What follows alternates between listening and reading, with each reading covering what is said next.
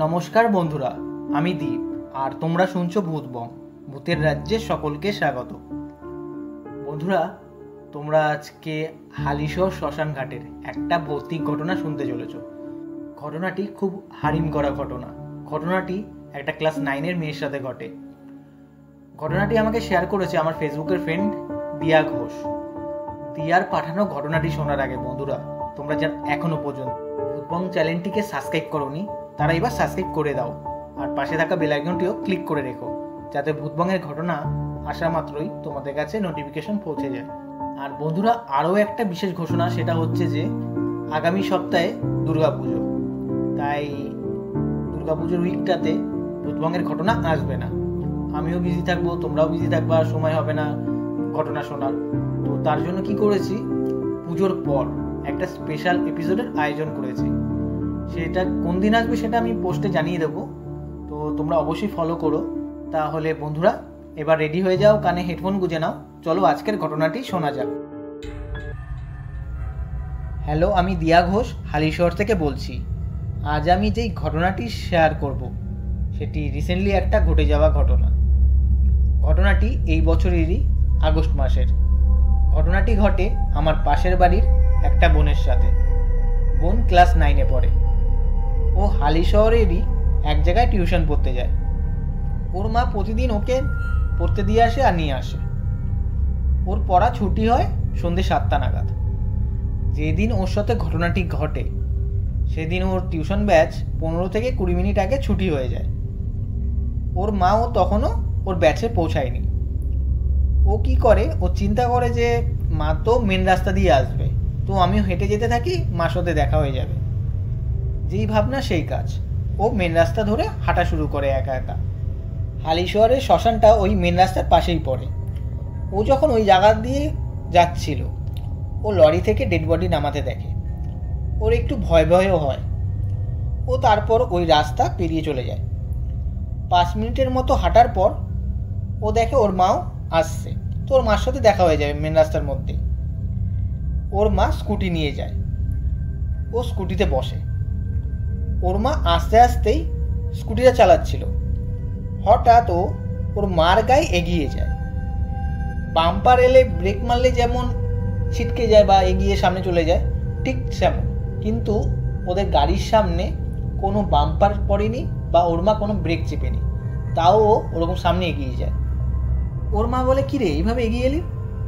ও বলে, পেছন দিয়ে কেমন একটা প্রেশার এলো, মনে হলো কেউ যেন ঠেলা দিল। ওর মা ব্যাপারটা লাইটলি নেয়। ওর মা বলে, ঠিকভাবে ধরে বস। আবারও 2-3 মিনিট পর ও লক্ষ্য করে ওর ডান হাতের মধ্যে একটা চুল পড়েছে। ও ভাবে ওটা ওর বা ওর মার চুল, তাই ও ঝাড়া দিয়ে ফেলে দেয়।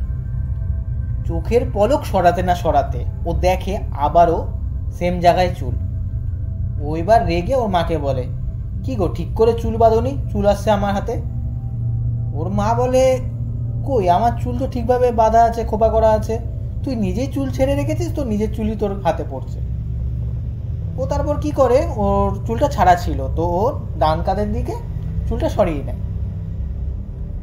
তারপরেও 7 থেকে 8 বার সেম ঘটনা ঘটে। ওর ডান হাতের মধ্যে চুল খালি পড়ছে আর ও খালি বারবার ফেলছে। ও পুরো ফার্স্ট্রেটেড হয়ে যায়। আর ওর মাকে বলছে এরকম ব্যাপার। ওর মা তো কোনো গায়ে লাগায় না, ভাবে মেয়ে ইয়ার্কি মারছে, তো ওর মা সিরিয়াসলি নেয় না ব্যাপারটা।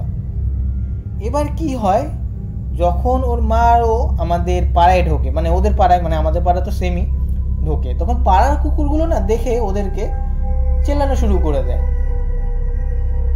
ওর মা এটা বলে যে আমি মানে এত বছর হয়ে গেল কুকুরগুলোকে খেতে দিই, বা পাড়ার লোক দেখলে কিন্তু কুকুররা কখনো চেল্লাবে না, ঘেউ করবে না। বাইরের লোক এলে মাঝে সাঝে করে।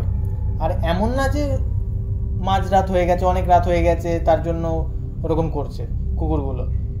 সবে বাজে সন্ধ্যে 7টা থেকে 7:30, তখন মানে ওরকম মানে ওদেরকে দেখে কুকুরগুলো চেল্লাচিল্লি করছে। তো ওরা ঠিকঠাকভাবেই বাড়ি পৌঁছায়। তারপর সেদিন বোন বাড়িতে আর কিছু খায় না রাতে, আর সেদিন ও খুব তাড়াতাড়িও ঘুমিয়ে পড়ে। ও আর ওর মা একসাথে ঘুমায়। রাত তখন 2 থেকে 3টে বাজে। ওর মার হঠাৎ ঘুমটা ভেঙে যায়, আর ওর মা দেখে মেয়ে বসে আছে। ওর মা লাইটটা ধরায়, জিজ্ঞাসা করে, কী রে এইভাবে বসে আছিস? ওর মা বারবার ওকে জিজ্ঞাসা করে যাচ্ছে, কিন্তু ও কোনো উত্তর দিচ্ছে না। ওর মা রাগবশত একটা ওকে ঠেলা দেয়। ও তখন বলে ওঠে, ডিস্টার্ব করো না, আমার বেড থেকে সরে যাও, আমার ভালো লাগছে না। এই কথা শুনে ওর মা অবাক হয়ে যায়। ও তারপর ঘুমিয়ে পড়ে। ওর মা একটু অবাক তো হয় যে মেয়ে তো এরকম কখনো বলে না এইভাবে, আজকে আবার কি হলো ওর। যাই হোক, মেয়েও ঘুমিয়ে পড়েছে, ওর মাও ঘুমিয়ে পড়ে, কিন্তু ওর মার ঘুম আসে না, মানে মেয়েকে খালি বারবার উঠে উঠে দেখছে। তো সেই রাতটা কাটে, সকাল হয়, সব কিছুই প্রথমে নর্মাল ছিল। সকাল 11টা নাগাদ আমি আর আমাদের পাড়ার আরও একটা বোন ওদের বাড়িতে যাই। সেদিন ওদের বাড়িতে আমাদের নেল আর্ট করানোর কথা ছিল। প্রথমে আমরা গিয়ে ওর সাথে খুব ইয়ার্কি করি, কিন্তু সেদিনও কেমন একটা গম্ভীরভাবে রয়েছে, কোনো হাসি খুশি নেই, কিচ্ছু নেই। ওই আরও একটা যে বোন আমার সাথে গিয়েছিল, ও ওর হাতটা ধরে টানে। হাতটা ধরে যখন টানলো না, ও এমনভাবে রিয়াক্ট করে উঠলো যে বলছে, তোরা এখান থেকে চলে যা, তোদের গায়ের গন্ধ একদমই ভালো লাগছে না আমার। আমি না পুরো অবাক হয়ে যাই যে বোন এরকম রিয়াক্ট তো করে না। তো আমি কি করি, ওর মার কাছে যাই, ব্যাপারটা বলি যে হঠাৎ বোন এরকম কেন করলো।